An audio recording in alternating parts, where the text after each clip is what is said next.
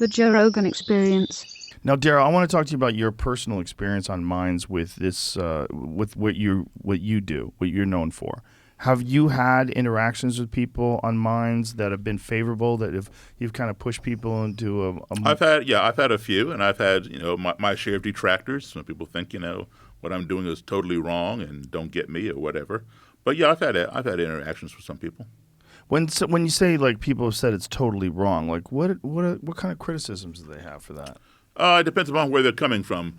Some people think it's not my job to teach white people how to treat us meaning black people. Mm-hmm. Others think it's ridiculous to sit down with a white supremacist. Why would you waste your time? Those people can't change. They hate do you point to your success ratio? Because it's pretty amazing. Oh yeah, I point to that. But a lot of people, they don't see that because they would not tolerate the time to sit down and have somebody tell them some nonsense that Jews are the childs of the devil or some crazy things like that. I will sit and listen to that, and I will put up with it because in order for me to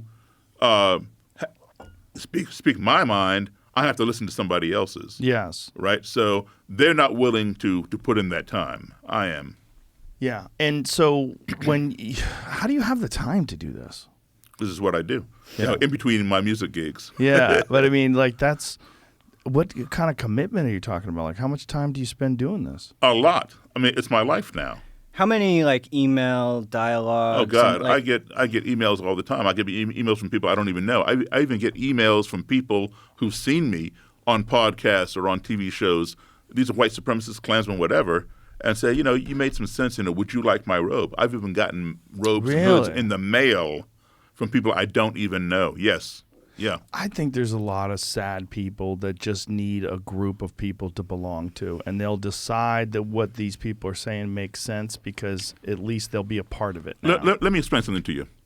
One's perception, as you already know, one's perception is one's reality, okay? You cannot change anybody's reality. If you try to change their reality, you're going to get pushback because they only know what they know. Whether it's real or not, it's their reality. So what you want to do is you want to offer them a better alternative perception. And if they resonate with your perception, then they will change their own reality because their perception becomes their reality. Just a quick example.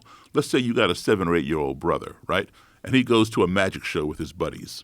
And he comes back and tells you, Joe, this magician, he asked for a female volunteer and 50 women raised their hand. He picked up this one, come up on stage. He told her to climb into this long box and stick her feet out that hole and put her head out this hole. And then he closed the lid, told her to wiggle her feet, and she kicked her legs. And he took a chainsaw and went and cut that box in half. He cut that woman in half. And you're like, it didn't really happen like that. Yes, it did. I was there. You weren't even there. I saw it with my own eyes. You are challenging his reality. He knows what he saw. And that magician cut that woman in half. And then to make it even more obvious to you, he tells you that the magician, after he cut the box in half, took the half with the legs sticking out and moved it over here to stage right, and the half with the head over here to stage left, and then he went over there and talked to the head of the woman, and she talked back to him. And then he brought the two halves back together, opened the box, and out popped the woman, full form, no blood. He cut her in half, and he put it back together. And you're saying, it was just an illusion. No, it wasn't. I saw it with my own eyes. I was there. You weren't even there. So you're attacking his reality. He's going to resist. He's going to fight you. All right? So what you do is you offer him a better perception. You say, hey, listen, I hear what you're saying, but could it be possible that just maybe out of those 50 women that raised their hands and he picked one, maybe she works for him? Maybe he planted her in the audience. She knows the trick. She travels to every show around the country with him. And when she gets in the box, there's a pair of mannequin legs laying on the floor of the box that are wearing the same stockings and same shoes that she has on. She picks them up, shoves them out the hole. When he says, move your feet, she just shakes those things. And then she brings her own legs up under her chest. So her whole body is on that half of the box. So the saw doesn't even touch her. And obviously, when he separates the two halves, the feet are over there. Now she can't move them. So he has to distract your attention by going over here, so you're not looking at those feet. And he's talking to the head, and she's talking back. Of course, when he brings them back together, she pulls the dummy legs, leaves them on the floor of the box. She climbs out. And then your brother says, I guess that would be the only way that would work. You've offered him a better perception. And that perception then becomes his reality. So don't attack somebody's reality, regardless of what it is, even if you know it to be false. Give them a better perception and allow them to resonate with it, because it's always better when somebody comes to the conclusion, I've been wrong, maybe this is something I need to think about. Yeah, this will work. It's a perfect example of not silencing people's ideas, but giving them better ideas. And this is what the answer to censorship has been. Exactly. And, so Daryl always talks about how much he listens when he starts a dialogue and doesn't even try to, push ideas at the people that he's engaging with, different extremists or whatnot. Would you agree with that statement? Absolutely. Yeah. And let me just give you an example of that. Okay, so I'm interviewing a Klan leader, white supremacist, right? And I asked, how can you hate me? You don't even know me. All you see is this. You come in my room 5 minutes ago, and you've already determined, whatever you determine. Well, Mr. Davis, black people are prone to crime, and that is evidenced by the fact that there are more blacks in prison than white people. Now, I'm just sitting here listening to this guy. He's calling me a criminal, and but he's right. He's 100% right. The data and the statistics show that there are more blacks in prison than white people. So that feeds what he already thinks he knows, the data, right? But he does not go to find out why does that data show that. He doesn't realize there may be an imbalance in our judicial system that send black people to prison for longer periods of time than white people who've committed the same crime. All right, so I just listen to him, right? Because when he walks in that room and he sees me, I'm the enemy, his wall goes up, his ears are like this, He's ready to defend whatever his stance is. So I'm just listening. And then he goes on to say, black people are inherently lazy. They always have their hand out for a freebie. They're always trying to scam the government welfare programs and all that kind of stuff. So now he's called me a criminal, and now he's calling me lazy. And I'm just sitting here listening. I'm not pushing back.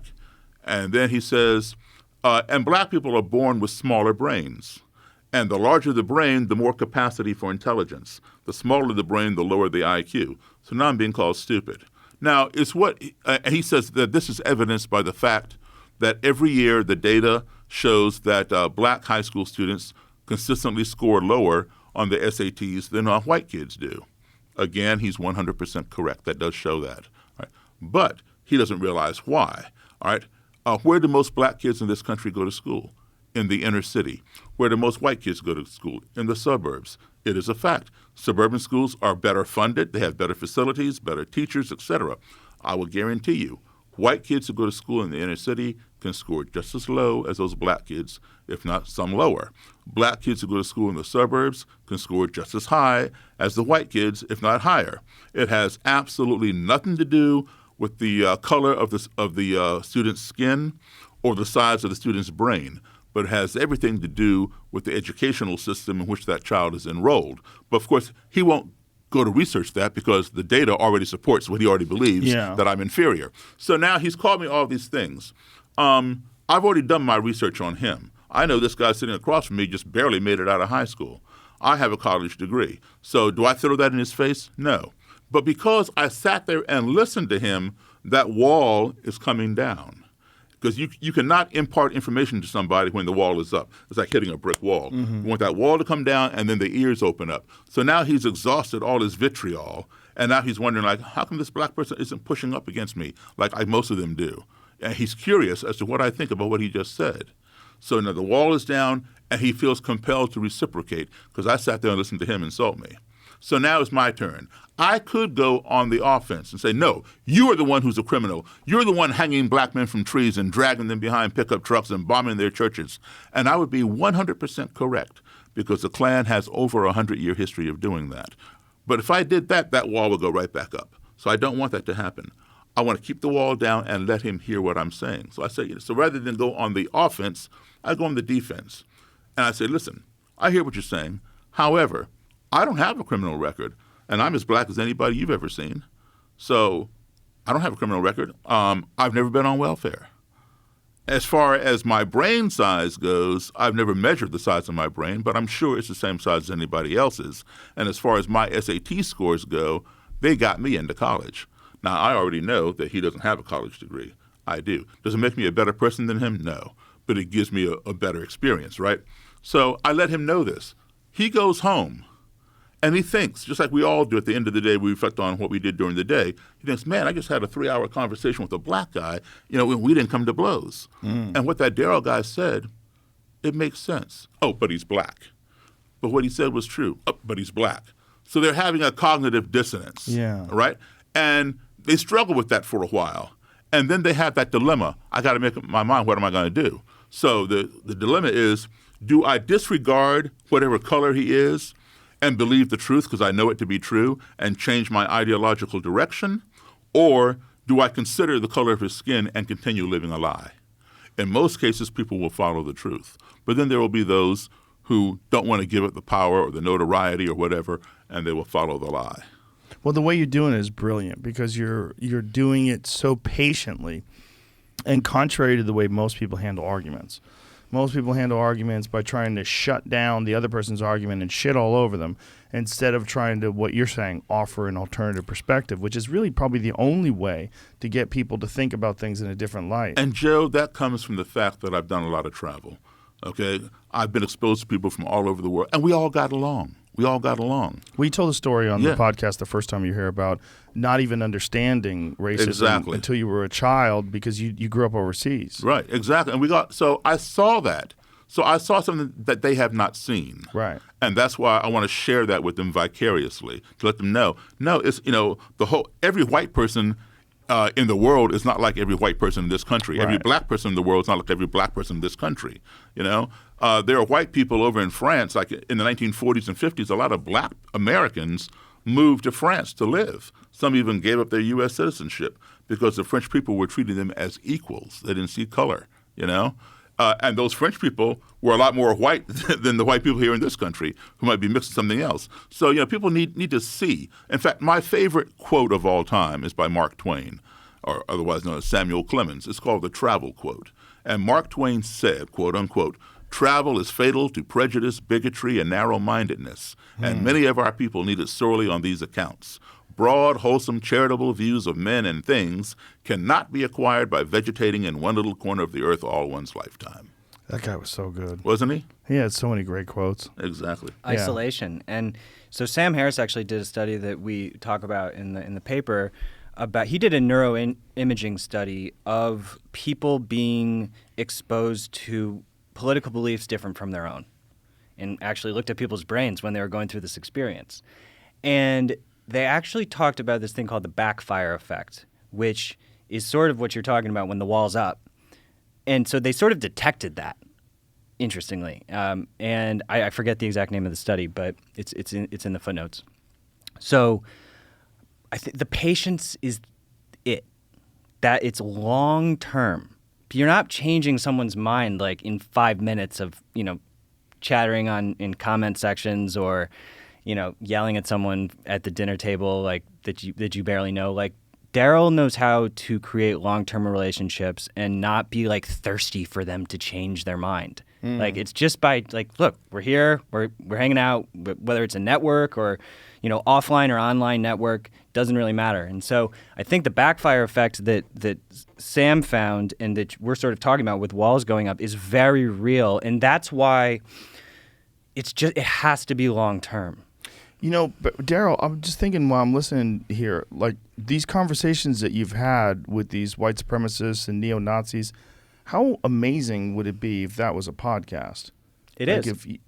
No, what I'm saying, if you sat down with those people from the beginning, from first meeting them, and see that conversation play out, that would be very relatable. I've got some of that. Do you? Where I've sat down with some of these people while they were still in, and now I'm sitting down with them now that they're out. Some of them even come on my lecture tours with me and stand on stage with me and speak out against their former organization. Do you have videos of these conversations? Yeah, some of them, yeah. God, are they online? Some of them I think are, but if not, I can send you some. I think those videos would be a great tool for someone that's maybe trapped, but at least partially open-minded, where they have this view of things like, maybe I'm incorrect about this. Maybe I need to reevaluate. Yeah. Like that. But as a podcast, that would be brilliant.